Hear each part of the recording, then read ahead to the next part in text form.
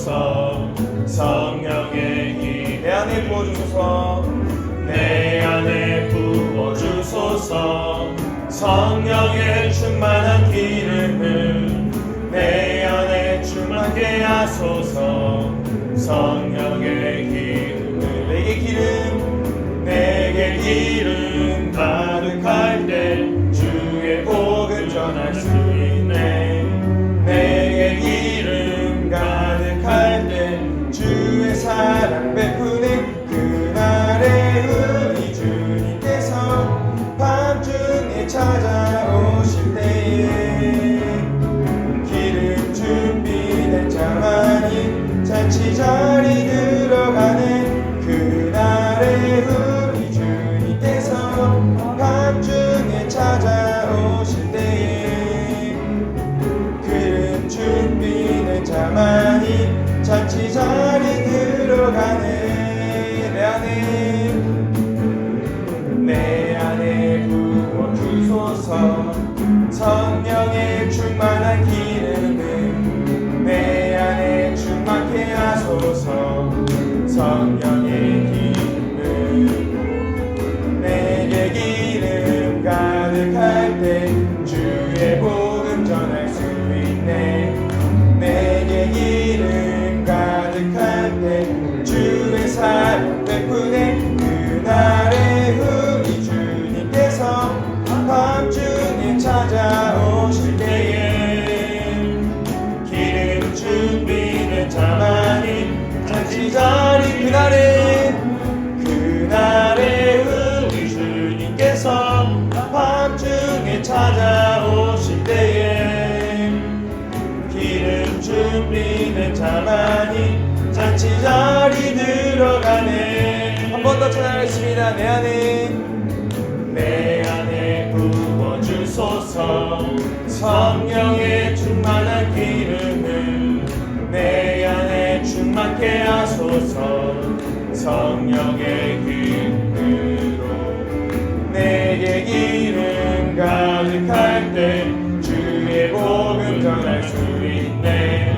내게 기름 가득할 때 주의 사랑 베푸네. 그날에 우리 주님께서 밤중에 찾아오실 때에 기름 준비된 자만이 잔치 자리 들어가네. 그날에 우리 주님께서 밤중에 찾아오실 때에 기름 준비된 자만이 잔치 자리 들어가네. 믿음 따라 걸음마다 말씀 따라 주님만 따르리. 믿음 따라 걸음마다 말씀 따라 주님만 따르리. 한 번 더 차겠습니다. 믿음 따라 걸음마다 말씀 따라 주님만 따르리. 믿음 따라 걸음마다 말씀 따라 주님만 따르리.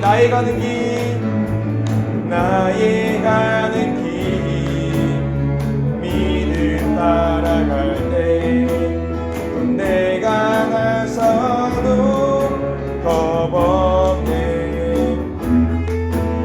또 내 입술의 기도 믿음의 선포 주님 날 위하시면 누가 날 대적하리. 믿음 따라 걸음마다 말씀 따라 주님만 따르리. 믿음 따라 서겠습니다. 믿음 따라 걸음마다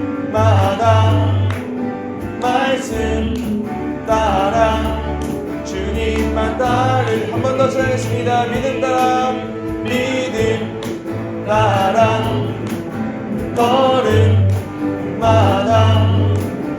말씀 따라 주님만 따르리. 믿음 따라 믿음 따라 걸음마다 말씀 따라 주님만 따르리. 아멘.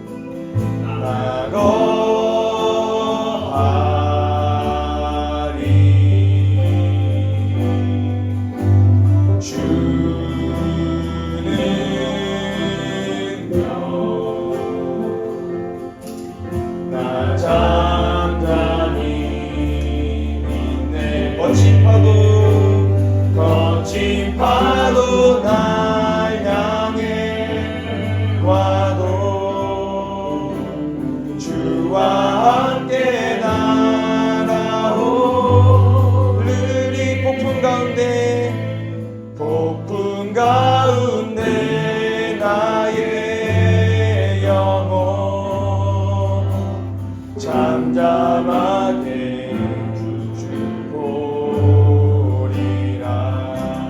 한 번 더 찬양했습니다. 주 품에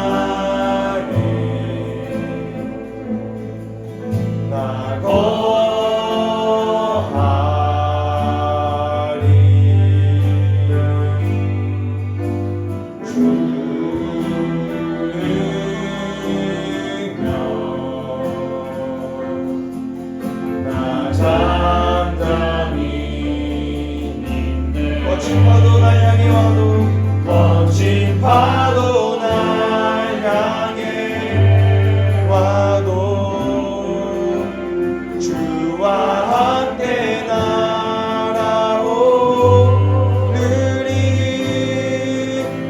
폭풍 가운데 나의 영혼 잠잠하게 거친 파도 날 향해 와도 거친 파도 날 향해 와도 주와 함께 날아오르리.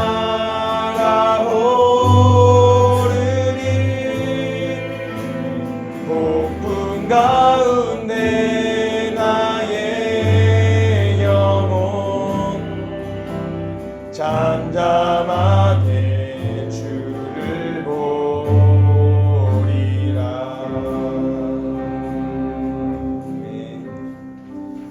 시간 한마음으로 위해서 예배를 위해서 기도하겠습니다. 성령님께서 오셔서 우리의 몸과 마음을 돌봐주시는 예배가 되게 하시고 참되신 마음으로 우리를 가르치시고 인도하여 주시는 예배가 되게 하소서. 우리의 부족한 모습을 깨달을수록 실망하는 것이 아니라 돌보아 주시고 자라게 하시는 주님만 더 의지하는 예배가 되게 해달라고, 이 자리에 모인 우리들이 같은 마음으로 서로를 사랑하는 데 이르는 복된 예배가 되게 해달라고 지금 이 시간 한 마음으로 기도하겠습니다. 주님 아버지 감사합니다. 이 자리에서 예배를 드립니다. 주님을 경배하는 이 시간, 주님을 경배하는 이 시간을 정말 소중하게 생각하면서 이 시간을 하나님께 영광 드릴 수 있는 그런 예배가 되게 하시옵소서. 주님 말씀을 통해서 진리를 하시고 우리가 모인 공동체가 모인 가운데서 은혜를 받을 수 있기를 간절히 소망합니다. 주님 아버지 우선 자리에서 우리가 서로 교제하고 서로 사랑할 수 있도록 하시며 오늘 말씀을 통해서 남은 한 주를 잘 보낼 수 있도록 하시옵소서. 개인의 저도 말씀을 통해서 잘 할 수 있도록 하여 주시고 기도를 통해 하나님 저의 흔들리는 마음들이 잘 세워질 수 있도록 하여 주시옵소서. 그 마음 건강하게 하시니 예배를 통해서 많은 은혜를 얻을 수 있도록 하여 간절히 소원합니다. 주님 아버지 인도하여 주시옵소서.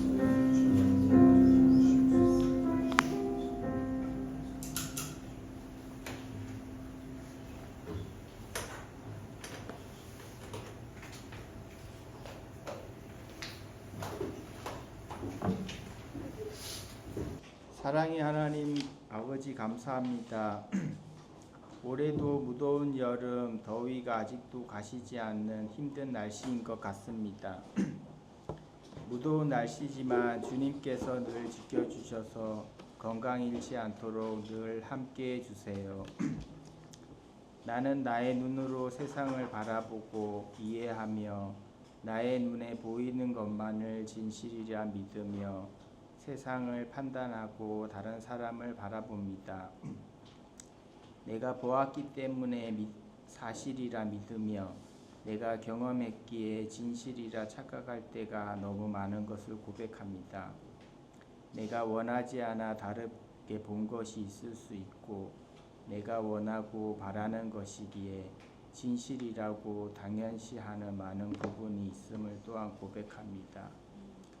우리는 죄악에 빠져 살지 않으려고 노력하고 죄와는 구별된 삶을 산다고 생각하고 있지만 벌써 우리는 죄악에 속해져 있고 죄가 죄인지 구별하기 힘든 시대를 살고 있습니다. 그래서 우리가 진실을 찾으려고 더 노력하나 실상은 더 거짓된 것에 빠져들고 유혹되기 쉬운 것을 많이 느낍니다. 진리는 가까이 있고 단순하고 쉬운 것이 많지만 우리는 진리가 그렇게 간단하지 않다고 착각하며 더 복잡하고 어렵고 힘든 것이 진리라고 믿고 싶어 합니다.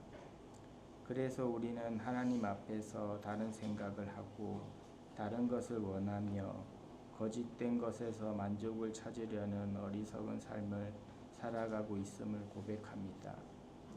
하나님을 바로 알지 못하고 오해하는 우리이기에 내가 사랑하는 가족, 친구, 동료들을 내 기준으로 판단하고 모욕하며 무시합니다. 그러면서 정작 인정받지 못하고 외면 무시당하면 그들을 미워하고 정죄하며 슬퍼합니다.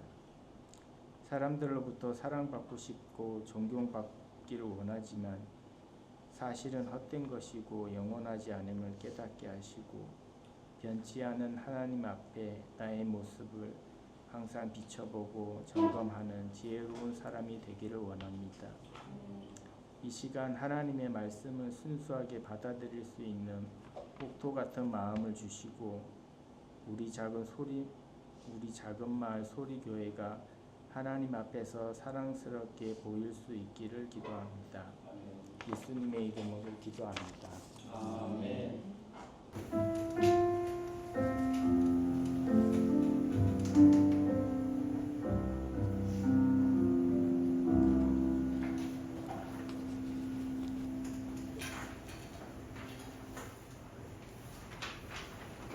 반갑습니다. 오늘 잘 지내셨습니까? 예. 우리 가족들 큰 소식 혹시 있으신가요? 우리 고등학생은 이미 대학에 이번 주 하나님께서 우리에게 주셨던 말씀은 열왕기하 24장 1절에서 20절까지 말씀입니다. 열왕기하 24장 전장이었는데요. 오늘 대부분에 포함되겠습니다. 20장 앞부분까지 해서 1절부터 20절까지 좀 길지만 번갈아 가면서 세번역 성경으로 읽도록 하겠습니다.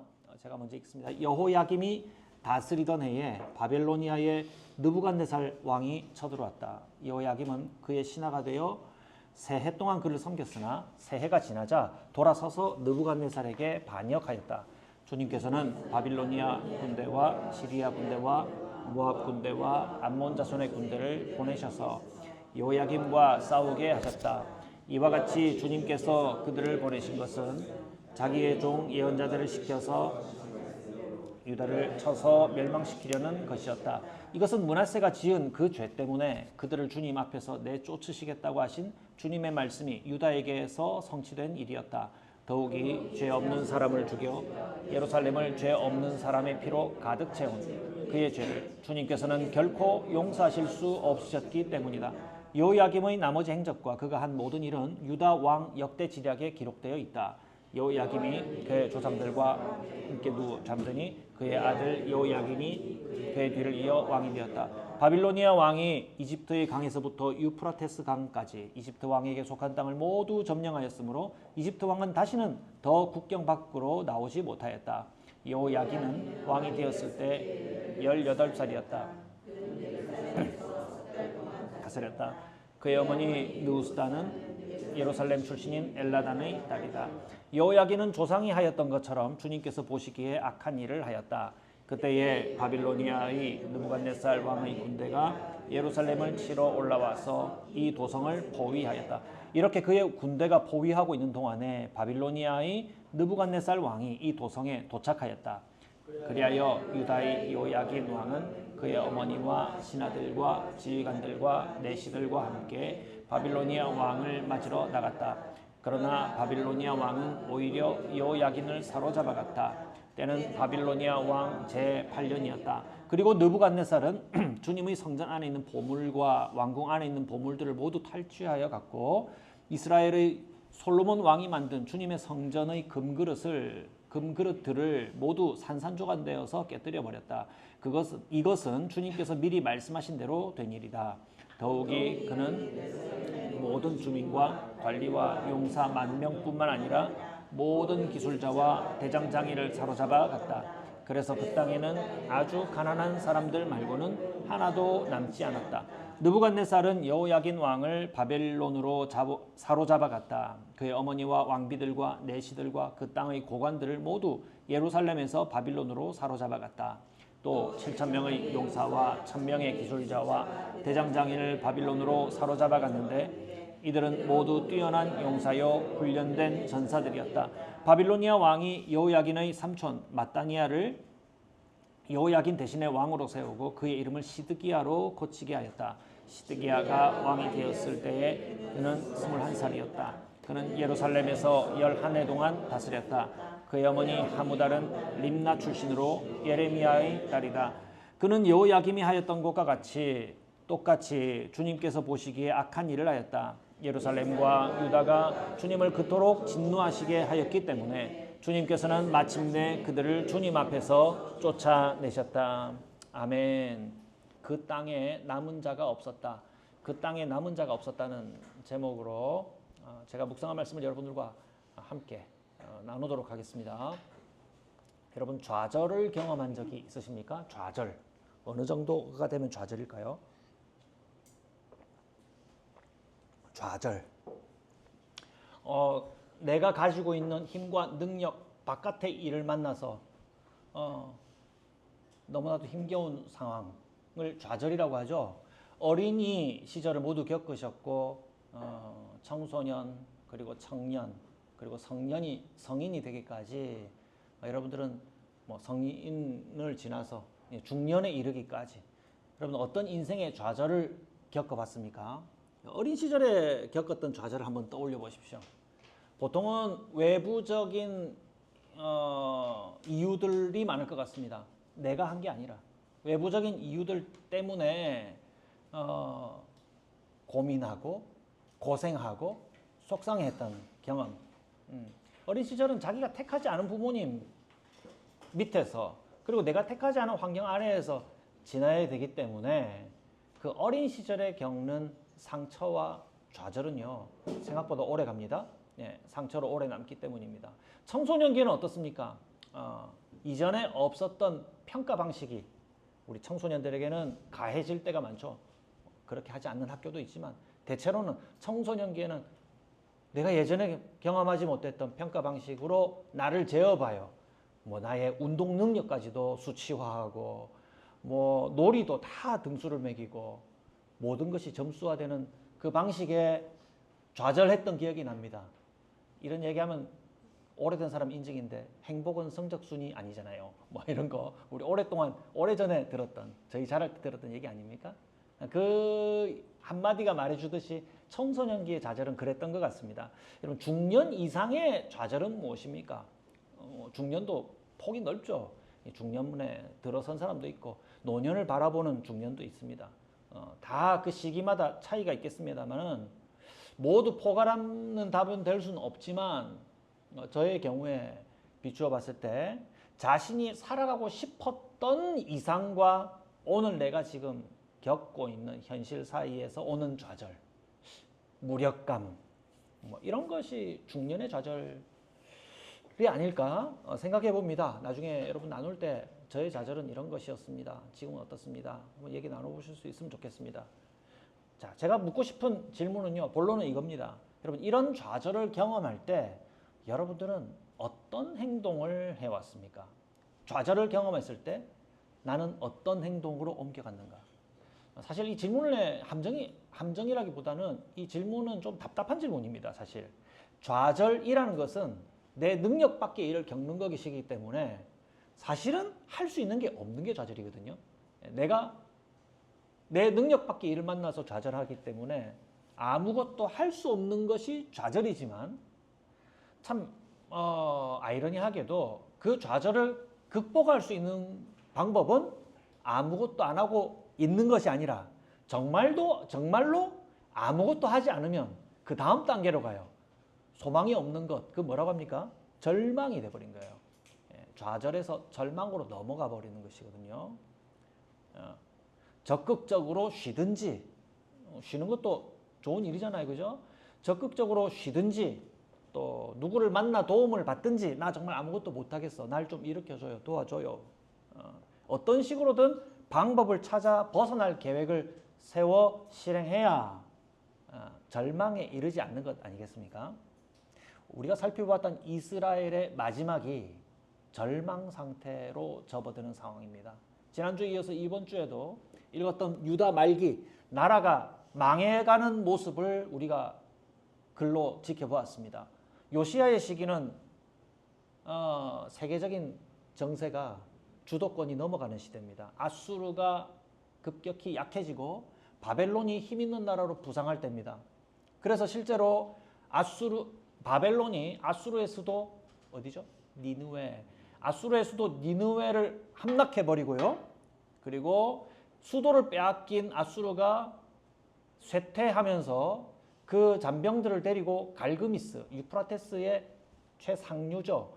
상류로 가면 물줄기가 약해지니까 강을 넘어가기가 쉽죠. 그래서 길은 그렇게 향합니다. 이렇게 유프라테스 맨 꼭대기 물 근원지로 올라가면 강 건너기가 좋으니까 거기서 턴해서 내려와가지고 이제 팔레스타인으로 진군하는 거거든요. 그 군사적인 요충지 갈그미스에서 다시 전열을 갖출 때입니다. 그때가 609년이라고 합니다. 바벨론은 그들이 전열을 갖추기 전에 빨리 추격해서 그들의 힘을 완전히 괴멸시키기 위해서 갈그미스로 추격합니다. 그것이 유명한 갈그미스 전투라고 하죠. 그런데 그 전쟁에서 약해진 아수르는 더 이상 힘을 차리지 못하고 바벨론에게 싸움에서 패배합니다. 이제 뭐 멸망의 수순으로 가는 거죠. 자, 그때 약화된 그 아수르를 도우려고 나섰던 나라가 이집트입니다. 그 이집트의 바로 느고라고 하는 사람, 느고 들어보셨죠? 그 느고가 갈그미스로 이제 패배하는 아수르를 도와주려고 올라가는 길에 누가 막았습니까? 요시야가 막아요. 우리가 아는 요시야. 요시야가 왜 그런 판단을 했을까? 아수르는 이제 망해가는 나라인데 정치를 잘 못한 것 아니겠습니까? 외교, 정치 이런 거 잘 못한 겁니다. 그래서 분위기를 보면 바벨론을 편을 들어야 될 것 같은데 망해가는 아수르를 아니요. 제 말씀 고치겠습니다. 바벨론을 붙들고 있었는데 바벨론과 요시야가 바벨론을 돕기 위해서 말씀을 고칠게요. 바벨론을 붙들기 위해서 아수르로 올라가는 이집트를 막아선 겁니다. 예, 정치적으로는 판단을 잘했다고 생각하겠죠. 예, 거기서 무깃도에서 요시야가 이집트 아수르를 도우려고 올라가는 느고 왕과 전투를 하게 되는 겁니다. 올라가지 마. 우리가 막을 거야. 바벨론을 우리가 도울 거야. 그 전투에서 요시야가 죽죠. 그래서 우리 성경에서 나타나는 요시야의 죽음은 무깃도에서 일어나게 되고요. 우리가 아는 요시야는 남유다 최대의 부흥을 이끌었던 선한 왕 아닙니까? 그러니까 한 번의 정치적인 실수 때문에 전쟁터에서 죽게 됩니다. 뭐 요시야가 벌 받았다 이렇게 보기는 어렵습니다. 정치적인 판단을 잘 못해서 죽은 거예요. 예. 그런데 우리가 성경을 읽으면서 받을 수 있는 교훈은 아이러니하게도 이스라엘의 최대의 부흥기를 이끌었던 요시야의 대를 잇는 네 아들이 뒤이어서 아버지의 선한 통치를 이어받지 않고 악한 통치를 이어받아요. 그래서 그를 잇는 왕들은 모두가 하나님 보시기에 악을 행했다고 연달아 나오는 내용이 우리가 읽었던 이번 주 열왕기하 24장의 내용이었습니다. 요시야의 아들 여호아스가 왕이 되었습니다. 이것은 이제 지난 장 23장 마지막 단락에 있는데요. 여호아스가 왕이 됩니다.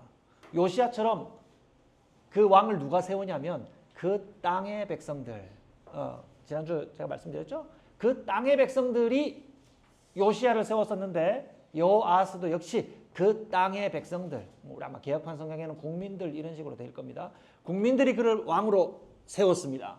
그럼 우리가 기대할 만한 것은 아버지 요시야와 같은 의로운 통치를 기대해 볼 만하지 않습니까? 국민들을 위한 정치, 국민들을 위한 선한 정치를 기대해 볼 법했는데 그는 아버지처럼 다윗의 길을 가지 않고 주님 보시기에 악한 일을 합니다. 그런데 그 여호아스의 통치 기간은 얼마 동안입니까? 네?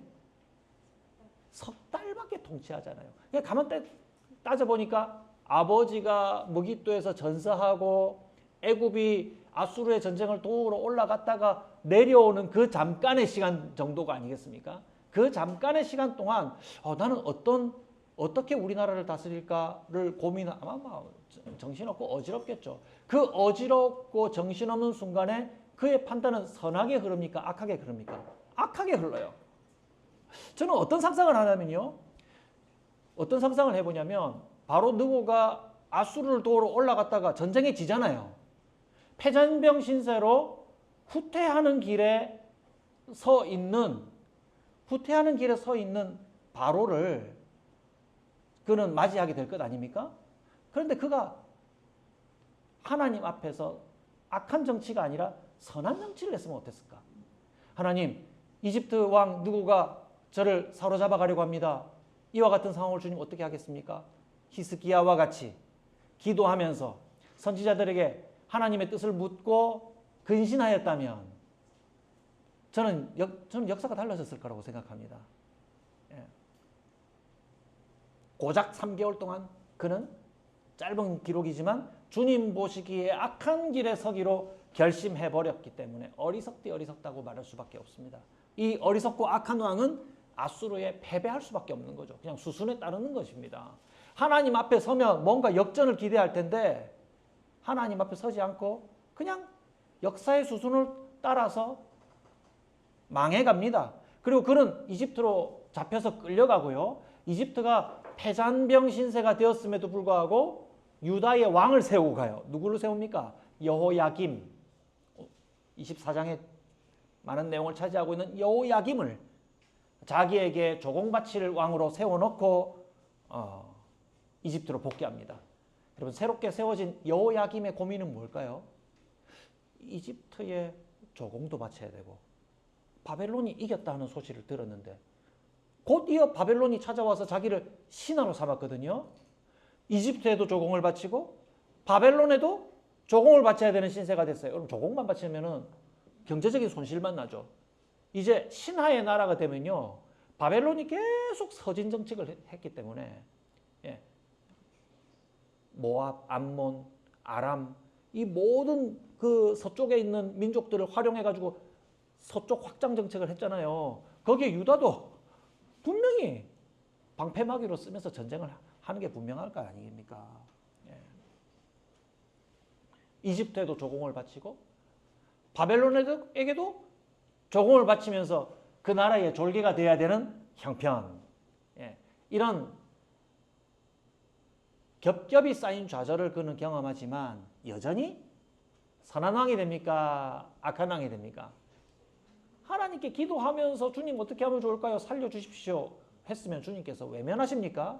외면하지 않을 텐데 악한 길로 가요. 답답해요. 그래서 이 역사적인 대목을 딱 기록한 예레미야를 살펴보면요, 여호야김 왕은 선지자를 통해서 하나님의 조언을 계속 들었어요. 어떻게 들었냐?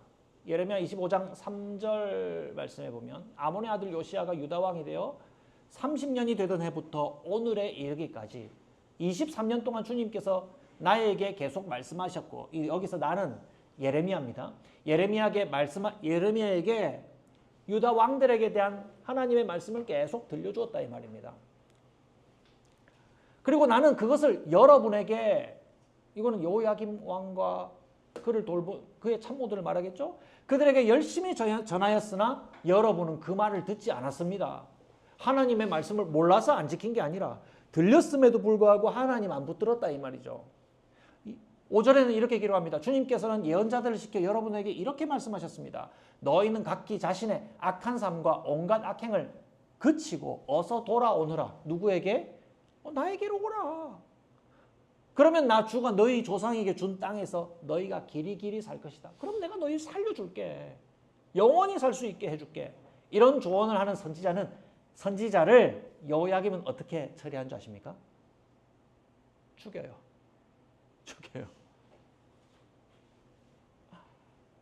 그의 아들 여호야김도 다르지 않았습니다. 그도 역시 자기에게 주어진 불과 3개월을 악하게 통치해요. 바벨론의 느부갓네살이 다시 예루살렘을 포위하고 성문을 열어라 했을 때 먼저 앞서 나가가지고 바벨론 왕을 그냥 왕에게 항복하고 그를 맞아들이죠. 성문을 활짝 열고 거기 있는 거 다 가져가십시오. 저만 살려주십시오. 이렇게 했을 것 같아요. 그냥 왕가만 유지하게 해주십시오. 성내의 모든 물건과 쓸모있는 자원들을 다 노략당합니다. 사람들까지. 여기서 많은 기술자들, 대장장이 기록되어 있는데 전쟁에 쓰이는 기술자들 같아요. 공성전 하기 위해서 만들어야 할 건축물, 그리고 내 성을 지키기 위한 건축물에 도움이 될 만한 기술자들을 데려간 겁니다. 그리고 전쟁을 할 수 있을 만한 모든 용사를 다 잡아갔어요. 쓸만한 사람은 다 데려갔으니 오늘 말씀의 제목처럼 그 땅에 남은 자가 없었더라. 이 표현은 우리에게 주는 교훈이 많습니다. 주님 말씀을 듣지 않았더니 그 땅에 남을 수 있는 자가 아무도 없었다는 말이 됩니다. 그리고 바벨론은 자기 말을 바벨론은 여호야긴 왕을 사로잡아가고요. 역시 마찬가지로 앞서 여호아스를 이집트로 잡아간 것처럼 여호야긴도 바벨론으로 잡아가고요. 자기 말을 잘 들은 시드기야 왕을 세웁니다. 역시 요아스의 아들입니다. 그도 역시 주님의 경고를 귀담아 듣지 않고요. 악한 통치를 합니다. 결과는 충분히 예상할 수 있지 않습니까? 시드기야를 마지막으로 그 땅에서 이스라엘 나라는 없어지게 됩니다. 예루살렘 성 하나 남았던 이스라엘 땅은 없어지고 그 백성들은 다 흩어지게 됩니다. 여러분 23장 후반부터 24장 우리 이번 주에 묵상한 이 전체에 이르도록 네 왕의 이름을 언급하면서 마치 네 절의 노래를 부른 것 같아요. 요시야의 아들 여호아스, 여호야김과 여호야긴, 그리고 시드기야에 이르기까지 그들의 반복된 어리석은 판단은요, 하나님의 말씀, 악행을 그치고 나 하나님에게로 돌아오라. 그러면 너희 살게 해주겠다. 라는 말씀을 듣지 않은 겁니다. 그들은 이렇게 생각할지 모릅니다. 주님, 지금 왜 저기 와가지고 지금 전쟁하기 바빠요. 뭐 하나님 좀 기다려보세요. 저는 이 예루살렘 성을 지키기 위해서 얼마나 열심을 다했는지 모릅니다. 하나님 우리 사정 모르세요? 라고 자기들이 할 일을 했다고 자기 스스로를 변호했을지 모릅니다. 그런데 2절 말씀을, 오늘 우리의 2절 말씀을 보시면 여호야김이 쌓은 바벨론을 누가 보냈다고 기록합니까? 주님께서 보내셨다. 여호와께서 보내셨다. 그렇다면 여호야김을 비롯하여서 4명의 왕들이 지금 내가 바빠 죽겠는데, 이들과 싸우기 위해서 바빠 죽겠는데, 이들을 대적한다고 얼마나 우리가 피곤한데 라고 했던 그 대적이 누구를 향하는 것이었어요? 하나님을 향한 대적이었다는 거예요. 참 이상한 일이죠. 주님을 대적한 싸움을 하고 있었단 말입니다.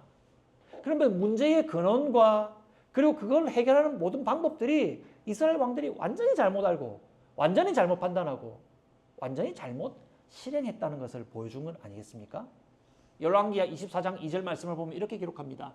주님께서는 바빌로니아 군대와 시리아 군대와 모압 군대와 암몬 자손의 군대를 보내셔서 여호야김과 싸우게 하셨다. 주체가 누굽니까? 여호와께서, 주님께서.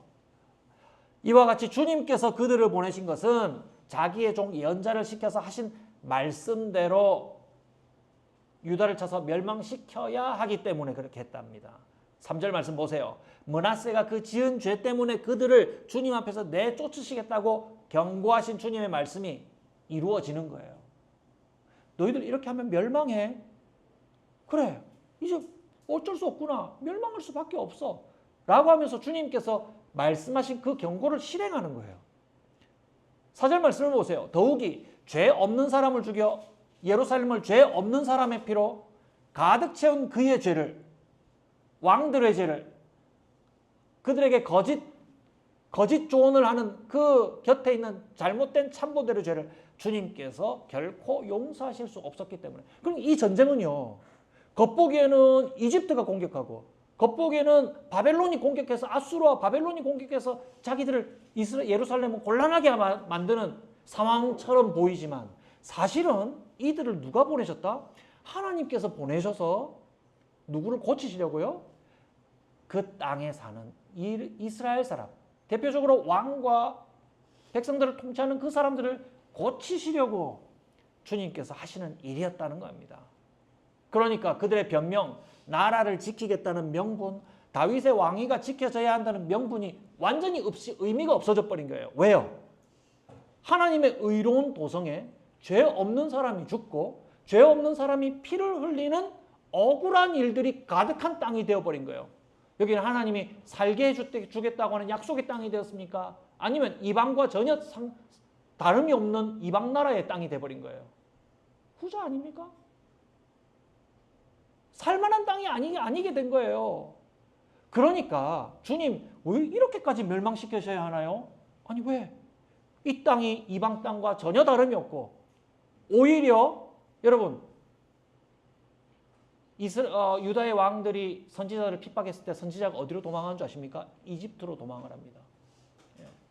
여호야김 왕에게 조언하는 선지자 예레미야서를 읽어보시면 25장부터 27장까지 읽어보시면 우리야 선지자를 잡아서 죽이려고 했기 때문에 우리야 선지자가 이집트로 피난을 가요. 여러분 예루살렘이 안전했던 거예요? 이집트가 안전했던 거예요? 이집트가 오히려 안전했던 겁니다. 그 땅은 살만한 땅이 안 된 거예요. 그러니 주님께서 멸망시키는 것이 여러분 객관적으로 당연한 겁니다. 더 이상 하나님이 올바르게 여기시는 일이 없는 땅이 되어버린 겁니다. 나를 위해서라면 권력이 있는 사람이 권력이 없는 사람을 무시해도 되는 땅. 그 땅은 더 이상 옳은 말 하는 사람들에게 안전한 땅이 되지 않은 거예요. 그래서 예레미야에서 아까 말씀드린 것처럼 예레미야도 간신히 목숨을 지켰다고 기록하고 있거든요. 선지자들이 이방 땅으로 도피해야 여기가 오히려 살만하네 라고 여기기만 할 정도로 역전이 돼버린 거예요. 주님이 애써서 출애굽시켜서 약속의 땅, 가나안 땅으로 주님께서 이끌어 오셨는데 그들은 도리어 다시 이집트로 돌아가야 하는 상황이 돼버린 겁니다. 여러분, 세상이 안전합니까? 우리가 살아가는 세상 한번 생각해 볼까요? 대한민국 치안이 좋다고 유튜브를 보니까 너도 나도 칭찬하더라고요. 뭐 지갑을 놔둬도 아무도 안 가져간다. 예. 제 아이도 슈퍼마켓에 카드를 꽂아놓고 모르고 왔다 했는데 내일 가도 돼요. 그러더라고요. 제 생각에는 그 꽂아놓고 내일 가면 안 되거든. 옛날 기준에는. 그럼 요즘 그만큼 사는 게 안전해졌다는 말이잖아요. 그럼에도 불구하고 여러분, 세상이 정말 안전합니까? 우리 좀 더 민감한 시선으로 우리를 바라본다면 우리가 정말 안전한 나라에 살고 있습니까? 내가 속한 나라의 정치에 문제가 있거나 이스라엘의 판단처럼, 당시 이스라엘 왕의 판단처럼 우리가 돈이 적고 힘이 없는 약소국이기 때문에 안전하지 않은 문제가 아니에요. 여러분, 성경이 우리를 진단할 때 우리가 안전하냐 그렇지 않느냐를 판단하는 기준은 하나님의 말씀이에요. 하나님의 말씀의 기준에 보았을 때 너희가 올바른 일을 하고 있느냐? 힘이 있는 자는 힘이 없는 자를 멸시하고 압제하고 있느냐? 그들에게 억울함이 일어나고 있느냐? 억울한 소식이 많으냐?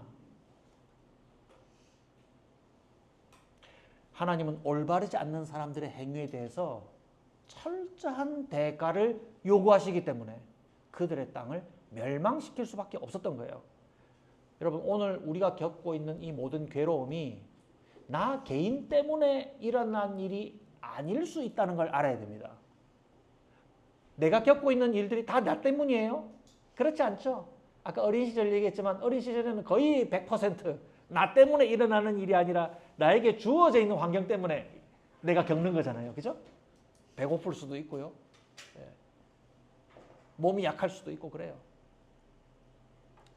보통 내가 겪는 거는 내 가족, 더 넓게는 우리가 함께 살아가고 있는 다른 사람들의 문제 때문에 우리가 함께 고통, 함께 슬픔, 좌절을 겪어야 하는 현실을 우리가 맛보고 살아가고 있다라고 우리는 평가해야 됩니다.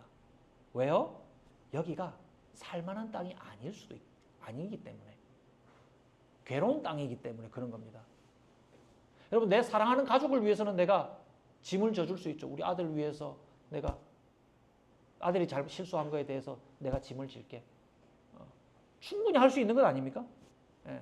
그런데 내 가족 밖에 다른 사람, 우리가 함께 살아가고 있는 우리 공동체, 그리고 우리 방향 밖에 있는 우리의 종교 방향 바깥에 있는 다른 사람들의 무지한 것과 폭력의 문제, 실수의 문제, 이런 거 우리가 살아가는 세상에서 함께 감내하며 살아가는 삶 속에서 살아가고 있지 않습니까? 그래요. 그래서 다른 사람이 자기 안전과 사용만을 위해서 행한 그 실수 때문에 내가 그 위험이나 손해를 짊어져야 하는 일들이 생긴다 이 말이에요. 그러니까 거꾸로 생각해 볼까요? 다른 사람은 나의 짐을 져주는 경우 없습니까? 많아요. 내 가족만 생각해도 저 때문에 우리 가족들이 참 많이 피곤해요. 나 때문에 내 가족 피곤한 거는 사랑하니까 사랑으로 감내할 만하죠. 그런데 조금씩 벗어나 보세요. 우리 교회 식구 중에 한 사람이 자꾸 나를 내먹인다. 막 새벽 1시에 자꾸 전화해가지고 할 말이 좀 있다고. 뭐 얘가 적절한지 모르겠습니다만 실수가 있으면 용서하십시오. 그런 경우가 있다면 피곤한 일 아니겠어요? 그의 약함을 우리가 그래 사랑하니까 우리 교회 공동체니까 한번 견뎌보자 하면서 사랑으로 이겨나갈 수 있죠. 그런데 전혀 우리 테두리 바깥에 있는 어떤 사람이 실수를 벌이고 우리를 위험에 빠뜨리고 우리에게 손해를 입힌다고 할 때 그거 감당할 수 있어요? 감당하기 어렵잖아요. 우리도 마찬가지예요. 나도 누군가에게 손해를 끼치고 누군가에게 피해를 주면서 오늘을 살아내고 있을 가능성도 충분히 있어요. 그런데 말입니다. 그런 주체가 나같이 별 볼 일 없는 사람이 아니라 다른 사람의 이익과 안전을 책임져야 하는 큰 책임을 갖고 있는 사람의 경우라면 어떻겠습니까? 수많은 사람들이 그 악행의 대가를 고생으로, 손해로, 위험으로, 생명으로 대신해야 하는 상황이 펼쳐질 것입니다. 그래서 여러분, 가장 먼저 우리의 좌절, 우리의 슬픔, 그리고 고통이나 나를 포함한 우리의 모든 잘못을 여러분 함께 담당하고 있기 때문에 이렇게 힘들어라고 하는 깨달음을 가질 필요가 있습니다. 내 잘못으로 내가 기로운 것은 많이 반성을 해야 되겠죠. 그 스스로 반성하고 개선도 해야 될 것입니다. 그런데 이미 나에게 주어진 환경이 슬프고 고통스러운 경우, 상당한 경우 그것을 나의 잘못이나 불행으로 여기고 좌절해 버리는 사람들이 곧잘 있어요. 난 지지리도 못 났어. 나는 이렇게 해서 나는 그냥 좌절하고 절망하고 말 거야. 라고 무너지는 경우를 곧잘 봅니다. 그럴 때 어떤 판단을 해야 됩니까? 다른 나에게 주어진 환경 때문에 함께 겪어야 하는 세상 속으로 하나님이 나를 이끄셨다. 여기로 하나님이 나를 부르셨다. 라고 판단해야 됩니다. 무턱대고 다 내 탓이요. 내 탓이요. 해버리는 것이 선인이 아닙니다. 누군가의 슬로건처럼 한때 유행했던 다 내 탓이요. 부적절하게 쓰이면요. 그만 대화하자는 말처럼 들리기도 합니다. 다 내 탓이요. 이렇게 해버리는 것이 아니라 아니야. 모든 것이 나 때문만은 아니야. 라고 하면서 상황을 적절히 잘 살펴야 그 깨달음을 가지고 좌절에서 벗어날 수가 있어요. 우리 주님께서도 이 세상에 자기 잘못 때문에 오시지 않았잖아요. 누구 때문에 오셨어요? 우리 잘못 때문에. 사랑하시는 우리 잘못 때문에 이 땅에 오셔서 자기가 잘못한 것 아닌 죄의 책임과 그 모든 슬픔과 고통을 지고 십자가에서 돌아가시고요. 다시 살아나심으로 우리에게 생명을 약속하셨어요. 네. 그래서 우리에게 주어진 모든 일들이 다 나 때문이 아니다. 나의 모든 잘못 때문에, 나의 죄 때문에 일어난 것이라고 생각하지 않고 마치 예수님께서 우리를 대신하여서 짐을 지며 죄를 사해 주신 것처럼 나도 이곳으로 부름받았구나 라고 생각하며 주님을 따르는 삶을 살아야겠다 라는 마음을 가지는 것으로부터 좌절해서 저는 벗어날 수 있다라고 여러분들에게 제안을 해봅니다. 여러분 이와 같은 깨달음이 있는 사람은요 좌절할 만한 상황에서도 절망하지는 않습니다. 성도는 어떤 좌절할 만한 상황 속에서도 그것이 하나님의 이끄심이 여기에 있었다라고 깨닫고 그 깨달음은 어디로 이동합니까? 하나님께 물어봐야 되죠. 하나님 저 어떻게 해야 됩니까? 하나님께 기도하면서 지금 자신을 위해서 무엇을 준비해야 할 것인지를 주님께 묻고 그것을 필요한 것을 준비해 나가는 삶을 살아가기를 시작합니다. 오늘 내 왕의 이야기에서도 그들의 실패의 핵심은 뭡니까? 우리가 글을 읽는 우리가 답답하리만큼 잘못을 알려주어도 옆에 선지자들이 지적을 해주어도 하나님의 지시를 아무것도 따르지 않았다는 데 있지 않습니까? 제가 그저께 10년 정도 이상 교제해왔던 제 친구 목사님을 해볼까요? 한 살 많긴 하지만 친구 목사님 만났는데요. 그 목사님도 그동안 외로웠는지 한 4시간 동안 저한테 얘기를 하다가 했어요. 저는 얘기를 길게 하면 좀 머리가 아픈데 그래도 사실은 반가운 마음이 더 그걸 넘어섰기 때문에 계속 듣고 교제했어요. 반가웠어요. 예. 근데 그 얘기 중에 하나가요. 그 목사님이 지방 도시에서 제가 생각할 때는 그렇게 소도시도 아닌데 지방 도시에서 목회를 하시거든요. 목회하시는데 그 문제 중에 하나가 좋은 부교역자를 모실 수 없다는 거예요. 부목사님이든지 전도사님이든지 모실 수 없는 문제를 가지고 얘기를 했는데 그런 문제를 갖고 있는데 그 교회 성도님들도 상당수가 목사님 우리 교회는 좋은 부목사님이나 좋은 전도사님은 올 수 없어요. 우리 교회 그런 교회예요. 라고 하면서 그냥 그 좌절스러운 상황을 그냥 그대로 받아들이고 있더랍니다. 우린 그럴 수밖에 없어요. 상황 인식은 잘 됐죠. 주님이 우리를 그렇게 부르셨다는 데까지는 잘 왔어요. 그 다음에 옮겨가야 할 태도가 뭘까요? 목사님이 그렇게 조언했대요. 본인도 참 그런 문제가 참 우리 좌절스러워요. 라고 하는 그 상황 인식은 목사님과 같았지만 그 많은 여러 사람들이 목사님한테 그런 얘기를 하는 걸 듣고 하나님이 주신 지혜로 그래 답을 했대요. 예, 그러면요, 우리 이 지방 도시에 있는 교회는 좋은 부목사님이나 전도사님이 오시지 않는 문제를 가지고 혹시 성도님들이 한번 기도해 보신 적 있으세요? 라고 물었대요. 그냥 그들이 대답을 안 하더랍니다. 기도를 하면 하나님께서 무엇을 준비해야 되고 우리에게 좋은 목사님, 전도사님을 모시기 위해서 우리가 뭘 해야 할 것인지 알려주기도 하고 우리를 준비시키실 텐데 기도 안 해봤어요? 라고 얘기를 했다는 거죠. 따지듯이 물은 것이 아니라 우리가 함께 기도하면서 우리 한번 준비하고 기다려 봅시다. 아무것도 안 하고 그냥 우리 안 돼요 하지 말고 기도하고 준비하면서 한번 기다려보는 것이 어떨까요? 라고 제안했다 라고 합니다. 여러분, 좌절스러운 상황에서 아무것도 하지 않으면 상황 판단까지는 잘했어요. 주님이 이 고통스러운 순간에 오신 것처럼 우리도 여기 선교하러 왔다. 이 고통을 함께 겪자까지는 상황인식이 되는데 거기서 일걸음도 진보하지 못하면 아무것도 되지 않아요. 그 상황 판단에서 뭘 해야 됩니까? 주님께 나아가야죠. 예루살렘의 문제는 뭐였습니까? 하나님의 말씀은 하나도 듣지 않고 하나도 실천하지 않아서 멸망한 거예요. 너무나도 단순하고 쉬운 진리인데 그걸 하지 않아서 멸망한 겁니다. 그들이 기도하면서 하나님의 말씀을 좀 듣고 다시 올바른 나라가 되기 위해서 한 가지라도 실천했다면 저는 역사가 바뀌었다고 바뀌었을 것이라고 저는 생각합니다. 하나님 앞에서의 문제부터 바로 잡아야 됩니다. 주님 바빠 죽겠어요. 언제 기도합니까? 언제 뭐 합니까? 뭐 주님 해라는 거 좀 이따가 할게요. 지금 너무 이거 해야 돼요. 이 문제부터 풀어야 돼요.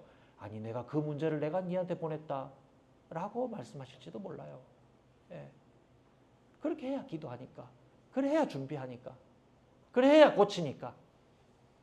우리가 문제를 만났을 때 좌절스러운 상황을 그냥 그저 받아들이는 것이 아니라 기도하며 그것을 바로잡기 위해 준비할 것을 주님께 묻고 작은 것부터 오늘 실행에 옮기시는 저와 여러분들이 되시기를 주님의 이름으로 축복합니다.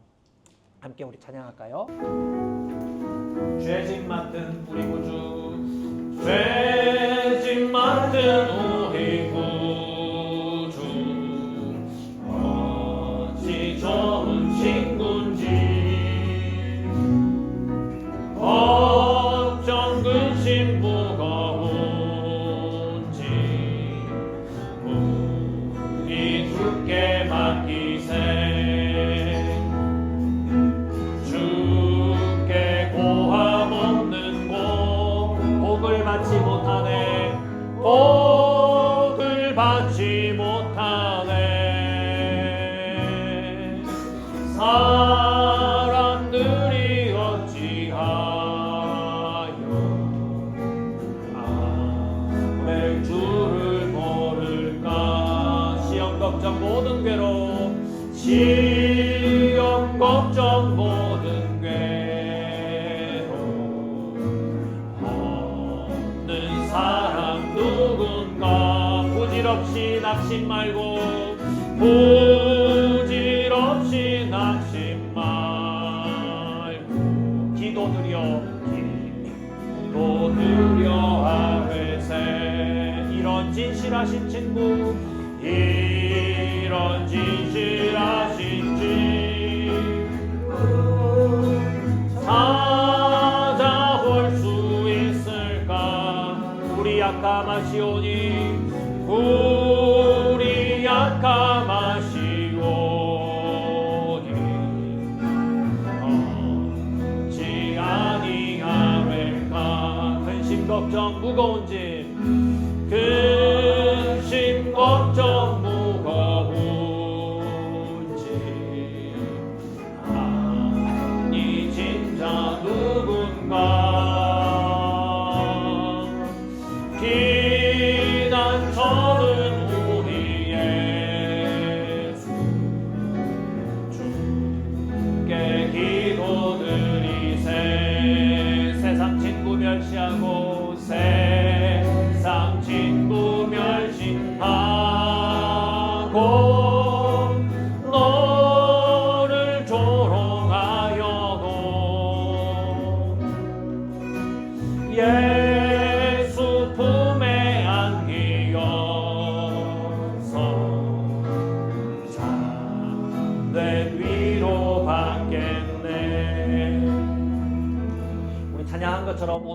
앞에 한번 기도해 볼까요?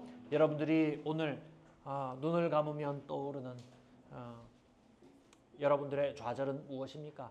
작은 것이라고 소홀히 여기지 마시고요. 눈을 감으면 떠오르는 이 모든 나의 괴로움과 슬픔의 문제, 좌절의 문제, 내 능력과 나의 생각을 넘어서는 모든 일들 주님께 말씀드려 봅시다. 주님께서 준비할 것을 알려주실 것입니다. 그것을 실행에 옮기며 주님의 인도함을 받아 구원받게 될 것입니다. 이 시간 주님 앞에 함께 기도하겠습니다. 하나님 아버지, 주님께 말씀드리겠습니다.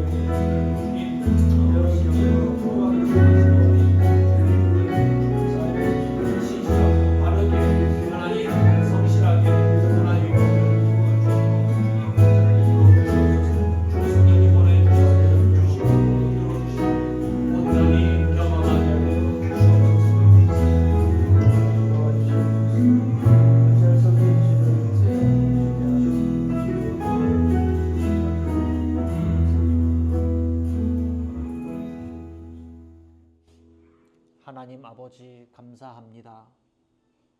하늘에 계신 우리 아버지 하고 기도할 때면 그 기도에 응답하신다고 우리 주님이 가르쳐 주셨는데 이 쉽고 간단한 기도를 하나님께 드리지 아니하고 내 앞에 펼쳐져 있는 어렵고 힘든 일들만을 바라보며 그것이 더 시급하다고 그것에만 주목하였던 우리의 어리석음을 다 알고 있음에도 하지 못했던 우리의 약함을 주님 불쌍히 여겨 주옵소서. 오늘 이 시간 기도한 것처럼 우리가 발 디디고 살아가는 모든 시간들과 삶 속에서 하나님께 모든 일을 아뢰며 주님이 알려주시는 삶을 살아갈 수 있도록 우리를 인도하여 주시옵소서. 경건한 성도가 되게 하여 주옵소서. 예수님의 이름으로 기도드리옵나이다. 아멘. 아멘. 오늘 말씀을 생각하면서 함께 성찬 나누도록 하겠습니다.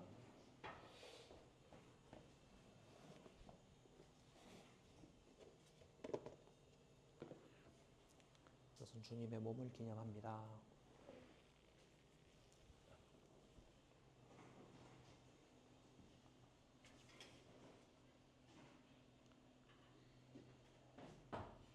주님의 몸을 기념합니다.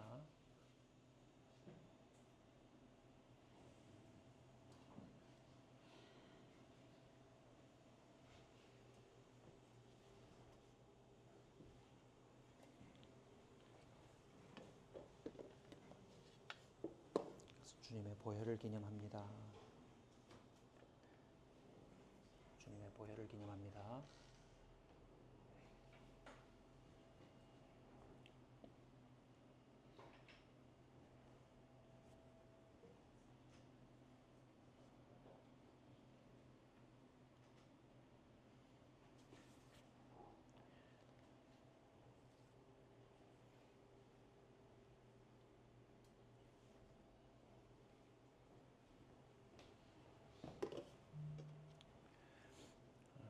우리의 손에 든 이 작은 빵과 잔은 우리를 위하여 대가를 치르시러 오신 예수님을 기념하는 것입니다. 나 혼자 이것을 손에 든 것이 아니라 우리가 서로의 얼굴을 바라보고 한 빵과 한 잔을 나누어 마신 것처럼 이 대가를 치르는 삶은 우리 공동체를 통해서 주님께서 우리 각자를 부르셨다는 것입니다. 우리가 서로를 위하여 살고 그리고 우리 공동체 바깥에서도 우리 공동체의 이러한 능력, 이러한 부르심을 드러내는 삶을 살겠습니다. 결심하면서 오늘의 성찬을 기도하고 먹겠습니다. 하나님 아버지, 주님의 삶으로 우리를 부르신 것을 감사합니다.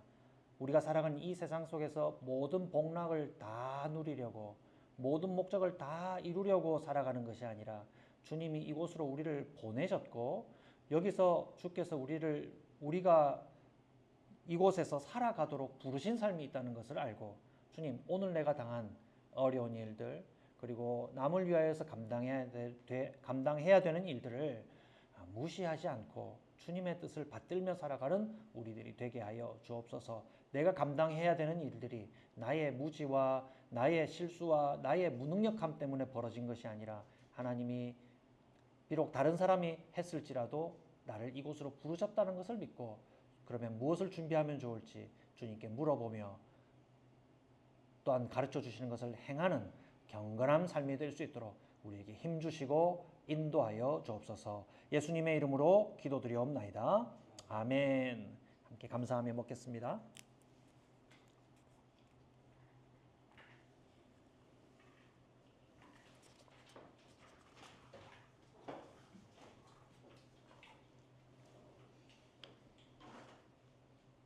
이 믿음 더욱 굳세라 찬양하겠습니다.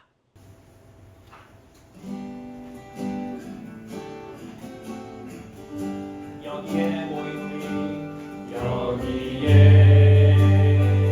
모인 우리, 주의 은총 받은 자여라. 주께서 이 자리에,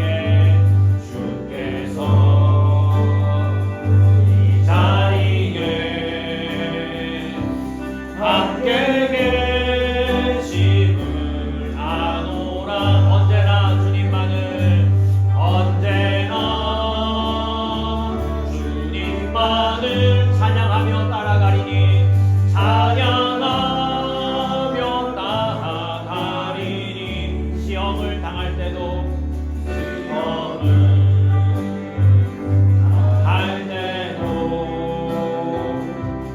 함께